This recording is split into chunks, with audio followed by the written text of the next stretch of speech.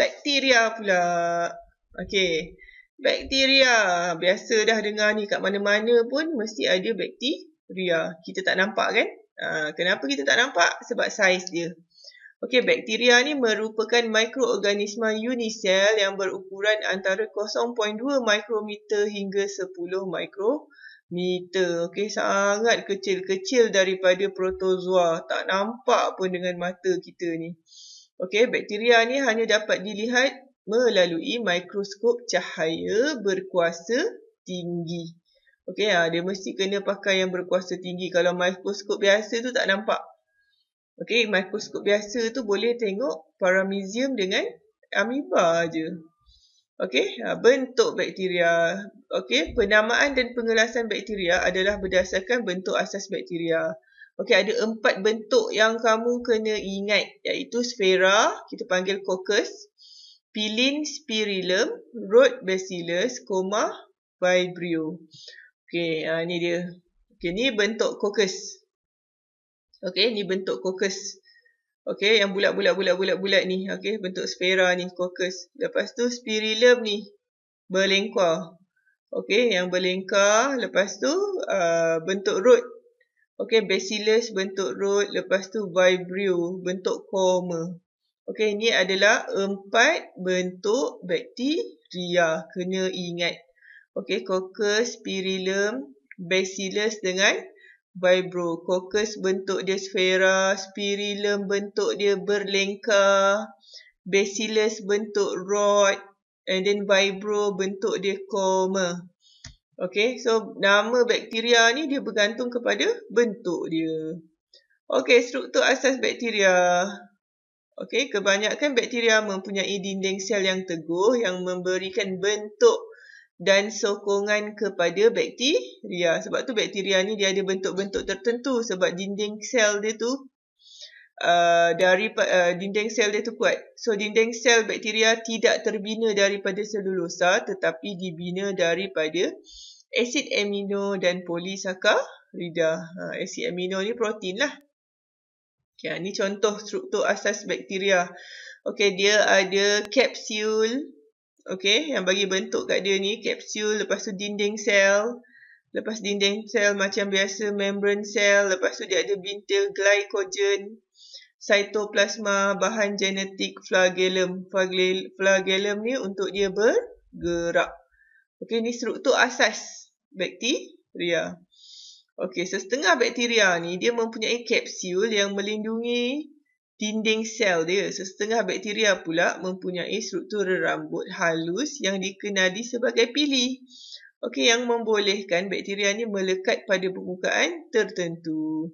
Sesetengah bakteria juga mempunyai struktur seperti ekor yang dikenali sebagai flagellum untuk membantu pergerakan.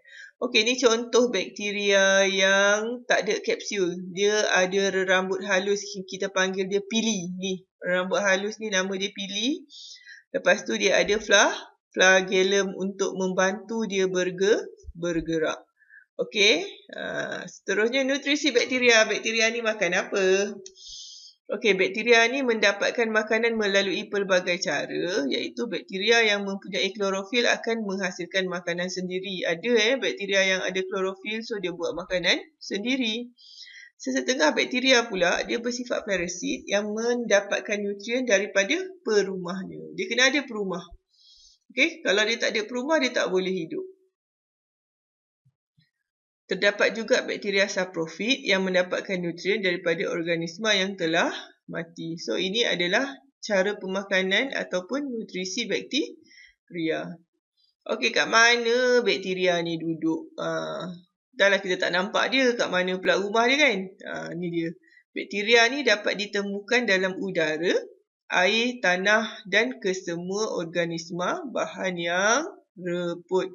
Okey, sekarang ni boleh dikatakan bakteria adalah mikroorganisma yang paling banyak sekali. Okey, kat mana-mana pun dia ada. Okey, macam mana bakteria membiak? Okey, sama juga bakteria membiak secara asek iaitu belahan dia-dua dan juga membiak secara sek melalui konjugasi. Okey, ini belahan dia-dua lah. Sel induk bakteria Okey, nukleus dia membahagi. Okey, bahan genetik lah. Dalam nukleus ni ada bahan genetik. Okey, lepas dia membahagi, cytoplasma dia pula akan membahagi dan dia akan hasilkan 2 sel anak. Ini pembiakan set, iaitu belahan 2. Okey, konjugasi sama juga macam proses yang lain, mesti ada 2. Okey, konjugasi untuk bakteria. Okey, ini 2 bakteria ni dia akan bercantum dan dia akan menghasilkan tube konjugasi. Okey, pembentukan tube konjugasi ni dulu.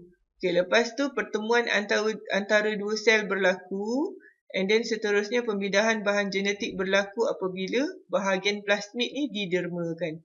Okey, satu bakteria ni dia ada plasmid, dia dermakan dekat bakteria lagi satu ni. Okey, so yang penerima ni lah, nampak tak penerima ni akan ada sel plasmid juga.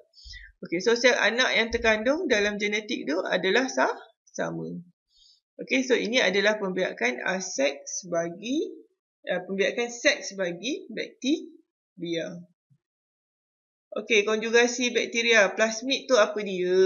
Tadi sebut-sebut plasmid kan? Okey, plasmid merupakan gelang kromosom kecil yang mampu bereplikasi secara bebas dan bertanggungjawab untuk memindahkan bahan genetik semasa konjugasi bakteria berlaku. Okey, maksud dia kat sini plasmid tu dia adalah kromosom. Kat dia tu ada maklumat genetik. Okey, ciri-ciri istimewa pula bagi bakteria. Okey, bakteria seperti Bacillus anthracis membentuk endospora. Okey, kamu boleh tengok dalam buku teks Rajah 1.16 supaya dapat bertahan dalam persekitaran yang ekstrim seperti kawasan yang terlalu panas, sejuk, kemarau dan kekurangan makanan. Maksud dia kat sini, bakteria ni dia boleh hidup. Okey, dia boleh hidup apabila dia membentuk endospora. Okey, endospora ni akan jadi bila persekitaran yang ekstrim ni lah berlaku, panas ke, sejuk ke, kemarau ke ataupun kekurangan makanan. Bila dia dah ada kawasan yang sesuai, endospora ni nanti akan membiak menjadi bakteria. Okey, so endospora ni ialah spora yang terbentuk dalam sel bakteria dan mempunyai permukaan perlindungan yang kuat. Sebab tu dia boleh tahan dekat kawasan cuaca yang ekstrim.